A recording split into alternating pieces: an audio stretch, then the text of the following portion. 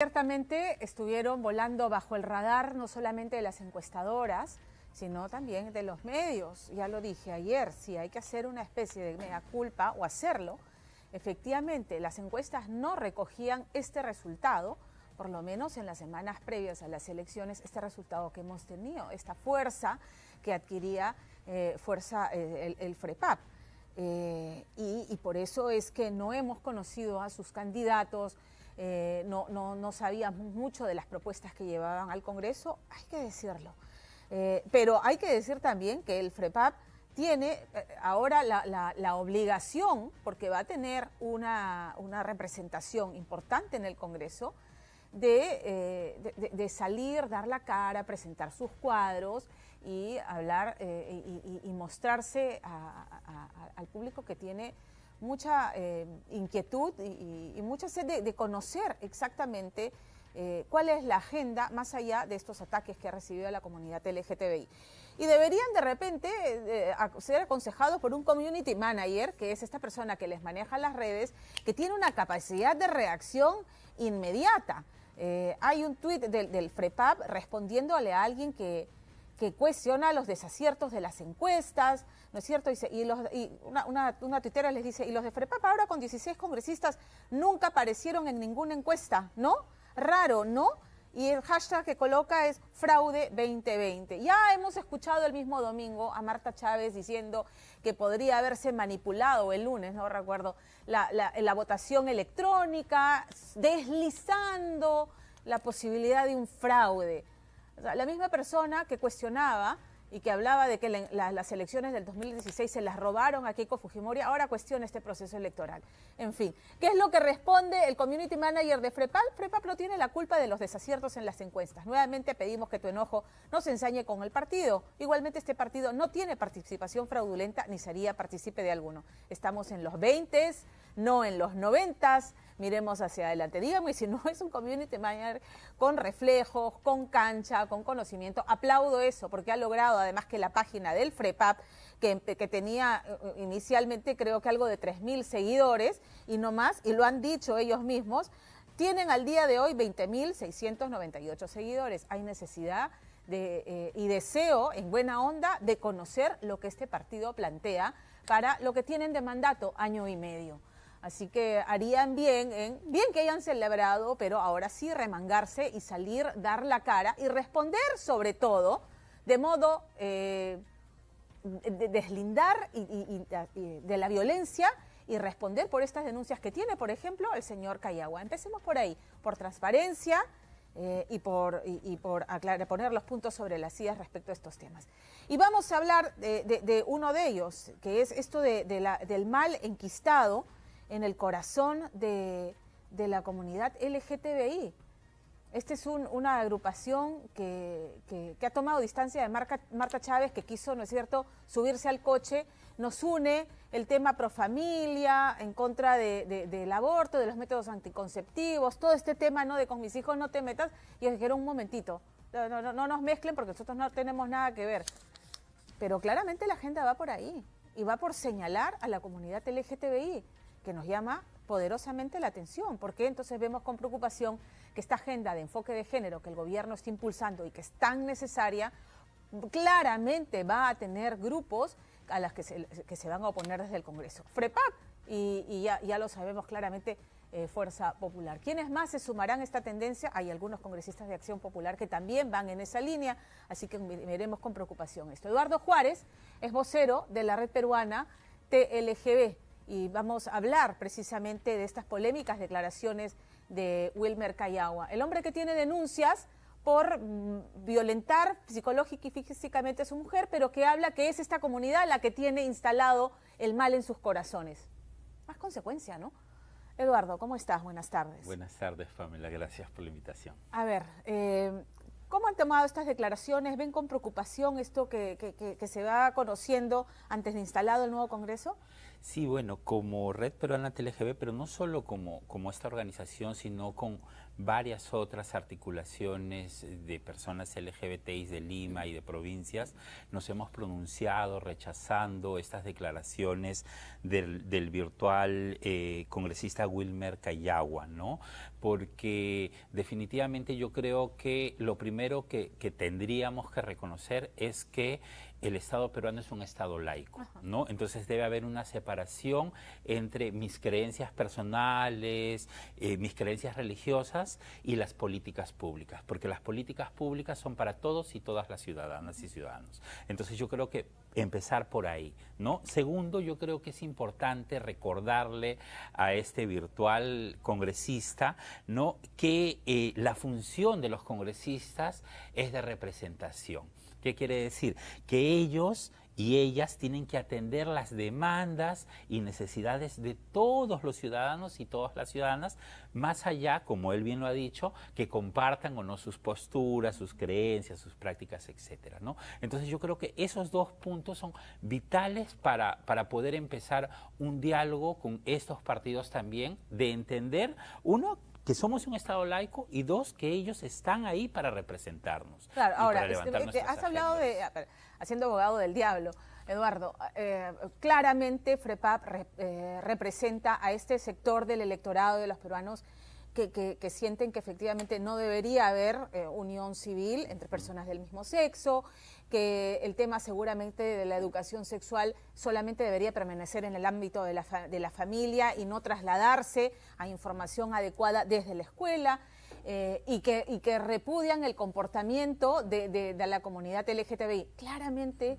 representan ese sector. Exacto. Entonces, tendremos que mirar más allá porque hay una agenda país, que es que el enfoque de género sea política pública. Exacto, ¿no? Entonces, como tú bien lo has dicho, entonces partimos de lo que probablemente creemos nosotros o creen ellos, ¿no? Pero como tú lo has dicho, hay sentencias a favor del enfoque de género, de que se quiso vetar el enfoque de género en el currículum educativo y se logró de que eso continuó porque se demostró de que el enfoque de género no es una ideología, sino más bien es un enfoque que plantea promover la igualdad, la no discriminación en el ámbito educativo, ¿no? Entonces, yo creo que también pasa por un tema de desinformación, por un tema de fundamentalismos, ¿no? Me llamaba mucho la atención esta comparación y que el señor desconocía, ¿no?, de Bolsonaro. Sabemos que Bolsonaro es un fundamentalista, un antiderechos, y o sea, a mí como virtual candidato me debería preocupar que me comparen con estos personajes, más que, o sea, sentirme orgulloso de que se hagan estas comparaciones. Ven con preocupación de que no solamente el FREPAP está en contra claramente del enfoque de género, sino también, ya lo ha dicho Marta Chávez, Fuerza Popular se opuso también férreamente a la palabra, querían extirpar la palabra género y buscarle algo, morigerar algo que no hay otra manera de llevarlo a la actividad pública. Claro, definitivamente. Y recordar también que Marta Chávez fue quien se opuso cuando estaba en debate la unión civil y planteó una figura totalmente descabellada, la que le llamó, creo que, uniones solidarias, no recuerdo, ¿no? Entonces, yo creo que los peruanos y las peruanas también tenemos que tener memoria, ¿no? ¿Qué significó el fujimorismo para este país, ¿no? Sabemos que el fujimorismo en este congreso que ha salido fue quien se opuso a todas las políticas, intentaron derogar una serie de decretos legislativos, y quería hacer mención en relación a las declaraciones de este señor que dice que tenemos el mal inquistados en la sangre y no sé dónde más, que el artículo 323 de nuestro Código Penal sanciona la discriminación y incorpora y tipifica como delito la discriminación por orientación sexual e identidad de género, que según el decreto legislativo 1323, que el fujimorismo no pudo derogar, está considerado como un delito. Entonces, estas declaraciones de este señor claramente son discriminatorias y son un delito sobre todo, ¿no? Entonces, yo creo que ahí tendríamos que tomar cartas en el asunto, porque él, o sea, es más, entre otras declaraciones que él hace, dice que vamos a tener la oportunidad de conocer el decálogo universal y que una especie de conversión, ¿no? Entonces hay que Te reconocer... van a conversar con la comunidad y van a lograr como convertirte, curarte. enderezarlos, curarlos. Exacto, ¿no? Entonces ahí también es preocupante porque tener en cuenta que en muchas partes del mundo, incluido nuestro país, existen las mal llamadas terapias de reconversión o terapias... Están proscritas en algunos lugares. Exacto, ¿no? Hay sanciones para las clínicas y los profesionales que intenten curar algo que no es una enfermedad. La Organización Mundial de la Salud hace muchísimo tiempo dejó de considerar la homosexualidad una patología. Entonces, si ellos dicen que van a curarnos, entonces eso también es tortura. Las terapias reparativas son tortura. Entonces, yo creo que es grave lo que se está planteando, ¿no? Y también es preocupante, yo creo que ahí estar alertas como ciudadanos, como sociedad civil, porque no solo es el FREPAP, tener en cuenta que hay un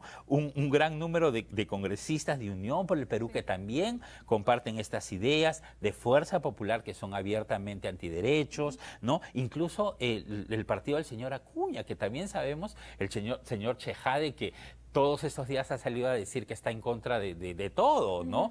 Y es más, utilizan argumentos, ellos dicen defender la vida, defender la familia, pero sin embargo no se dan cuenta de que dicen defender la vida, pero están a favor de la pena de muerte. Dicen defender la familia y no se dan cuenta que hay familias que no necesariamente son heterosexuales. ¿Y quién les garantiza protección a estas familias? Entonces hay un sesgo también que debería preocuparnos. ¿Cuál es la agenda pendiente para este Parlamento que se instala en lo que concierne a la población, a la comunidad LGTBI? Porque hay quienes reclaman por qué se le van a dar derechos especiales a esta comunidad, que se sujeten a lo que ya establece la Constitución, que les ampara los derechos que tenemos todos. No son derechos especiales, lo que exigimos es igualdad de derechos. ¿Por qué? Porque, por ejemplo, un ejemplo, la figura de matrimonio igualitario, que nosotros consideramos que es un privilegio heterosexual. Y decimos que es un privilegio heterosexual, ¿por qué? Porque las personas LGBTI no acceden a este derecho. Entonces, cuando el Estado... ¿Dónde quedan excluidos? Yo entiendo que, por ejemplo, en el tema de sucesión,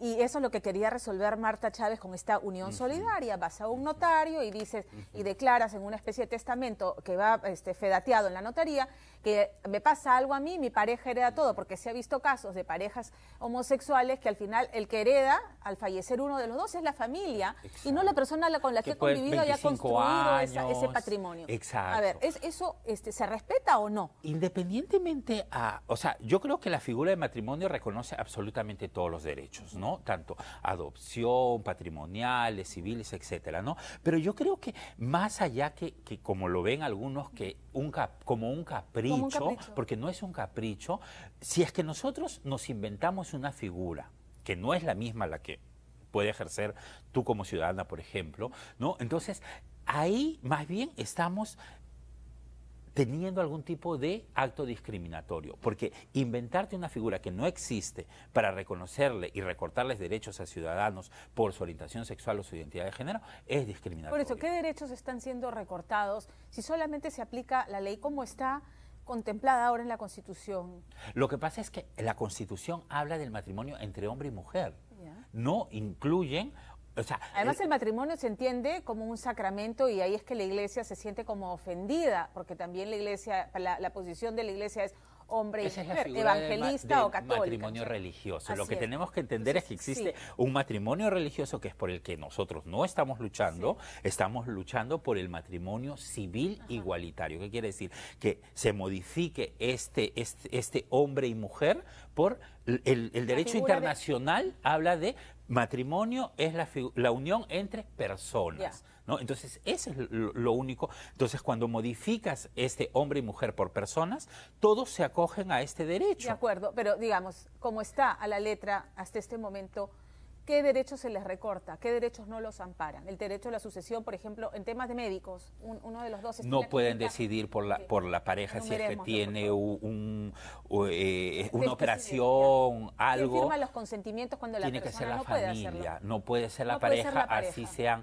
25 años de convivencia. Por ejemplo, mi hermana ni siquiera está casada pero el hecho de ser conviviente el Estado ya le reconoce derechos, cosa que a una pareja homosexual el Estado no le reconoce derecho no estando casados. Entonces ves cómo estas figuras son discriminatorias. De acuerdo. Entonces yo creo que eso debería llamarnos mucho la atención y como te decían, lo que tú mencionabas hace un momento, ¿no? Estos señores hablan de ética, hablan de valores, hablan de moral. Para ellos nosotros somos amorales, cuando sin embargo el señor tiene denuncias por violencia familiar, tiene una serie de denuncias por infidelidad. Entonces yo creo que ahí tenemos que también ponernos de acuerdo en qué tipo de valores de moral y ética estamos promoviendo, porque si son esos valores que ellos tienen, que de repente no todos compartimos, o sea, yo creo que ahí van a haber pocas coincidencias, ¿no? Entonces yo creo que también hay que tener claridad en ese sentido, ¿no?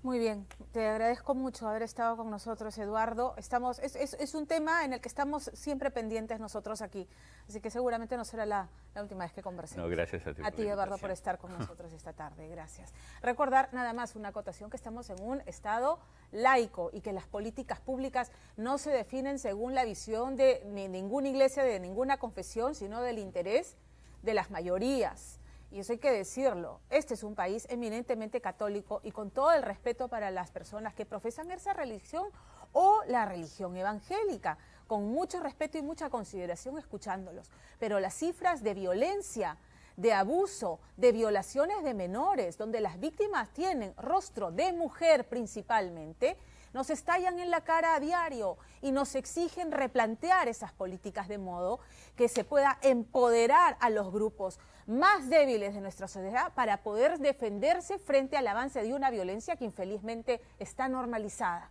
Porque de otro modo no se explica que a diario tengamos mujeres tasajeadas, maltratadas, violencia psicológica, violadas y asesinadas bajo una figura que se ha creado especialmente para ese delito que es el feminicidio. Entonces, no podemos dar la espalda a la realidad y frente a los cambios, pues uno desde el Ejecutivo, y eso es lo que se está pretendiendo hacer, es darle herramientas a estas personas para poder afrontar esta realidad.